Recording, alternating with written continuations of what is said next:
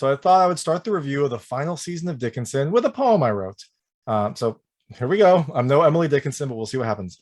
And so we begin the final season of Emily Dickinson's life. Her creative energy burns so bright against the world's strife. We start to bid a fond farewell to these characters we hold so dear and hope they overcome their doubts, their demons, and their fear.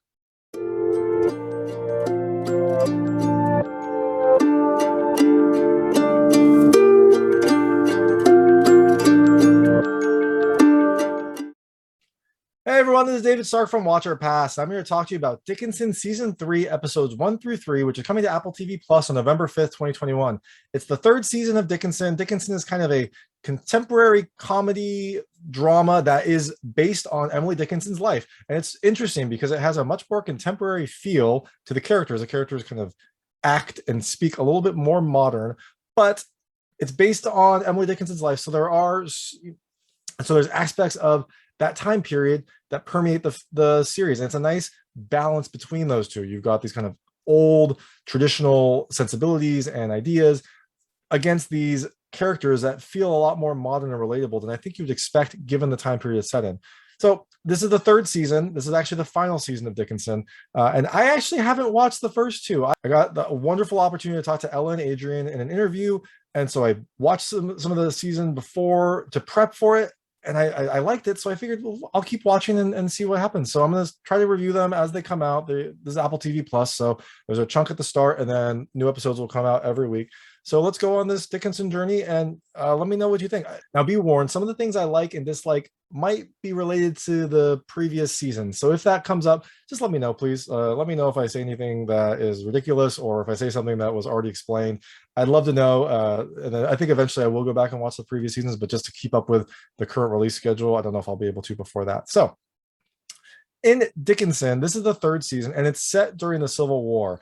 And what was interesting about Emily Dickinson's life, and this is from the press notes, is that during this time period, her creative juices were kind of on fire. Like, she was writing a lot. Like, this is one sort of her most prolific times writing during this time of great conflict. And you kind of wonder if all the strife that was happening in America kind of got her to think a lot more about her poetry and life and things like that.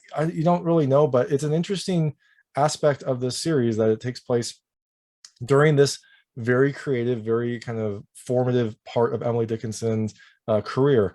And so, but you also get to see kind of there's not just strife in America. This season also introduces some strife in the Dickinson family. And I guess I should say here that there will be spoilers in this review, I guess, discussion.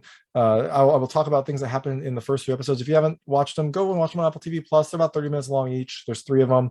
So I'm going to be talking about what happens there. So if you haven't seen them and don't want to know, what happens, go watch those episodes now and then come back and let's have a discussion. First, I'm going to talk about the things I loved about these 3 episodes. The first is the cast. I really like this cast. I like the characters. I like how they interact. I like how they kind of speak their minds, which I think was not common in this time period. And there is a little bit that's unsaid, but I do feel like this family and the characters in this film do speak out a lot more than I would expect for the time period. It does give it a nice contemporary feel with these characters, and the cast is great. I guess that in this season there have been some changes to the characters. Sue, for one, is pregnant. She wasn't pregnant in the last seasons. Austin is a mess. I guess he was a little more put together in the previous seasons. Now he's kind of a mess. He is rebelling against his family. He is drunk all the time.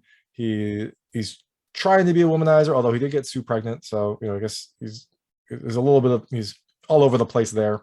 And so you get some very different characters. And then Emily is kind of trying to figure out where she fits into this new family relationship between Sue and Austin, because Sue is pregnant. She's going to be a mother. And Austin is the father. So she doesn't really want to get in that way. But then again, she still does love Sue. So it's a very interesting kind of push and pull that Emily has to deal with. And the family itself has a lot of new strife to go along with the fact that America is under strife. So all that being said, I did really like the family and the characters and how they interact and feel in this series. It definitely gives us a much more enjoyable, watchable experience. And I think something that might have been based on, more of a documentary.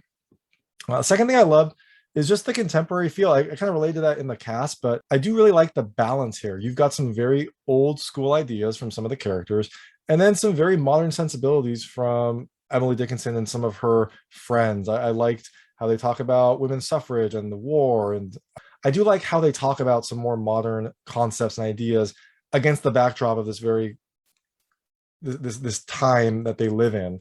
There was a really funny scene, I think it was in episode 2, where someone proposed to Emily, and this person's very old. He had trouble getting down on one knee, and he's just like, "You're not married. I need a wife. Like this works out perfectly." And she's like, "No, I don't want that. That's not what I want." And I liked that kind of contrast. It gives it a relatable feel, but it does look at some historic aspects of this time.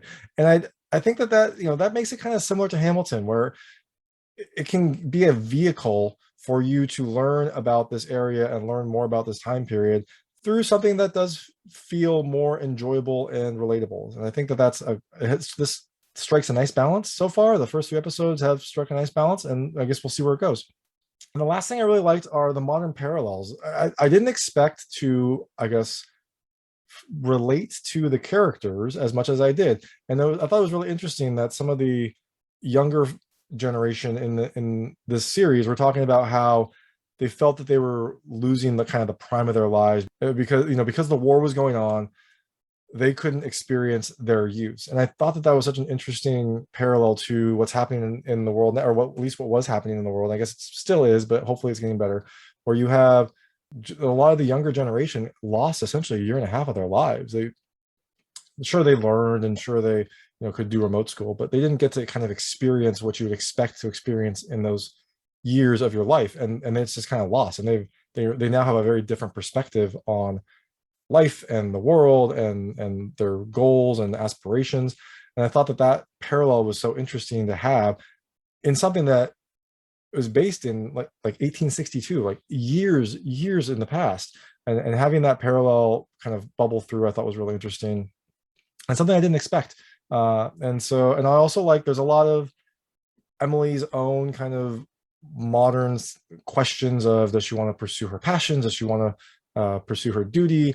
Does she help with her family or help with love? There's a lot of very contemporary concepts that I think a lot of people can relate to. And again, that must be what makes this series so good and then relatable. So I'm really enjoying it, and I'm looking forward to seeing where it goes. There wasn't really much I didn't like. I mean, I'm still kind of new into this world, so I haven't really gotten to a place where I can point out things I didn't like. So overall, I'm just enjoying it. It's a fun series, and I'm looking forward to watching the rest of the season with you all. So that was Dickinson season 3, episodes 1 through 3. It's coming to Apple TV Plus today, November 5th, 2021. So thanks so much for watching. If you liked this review, please like and subscribe to this channel. It helps me a lot. Make sure all my new content goes straight to you. And make sure to check out my interview with Ella Hunt and Adrian Blake Enscoe. That's on the channel. You can search Watch or Pass Ella Hunt. It should pop up. That was a really special experience, and I liked talking to them. And so I hope that you watch that and then come back next week and we can talk about episode 4. So thanks so much for watching, and take care.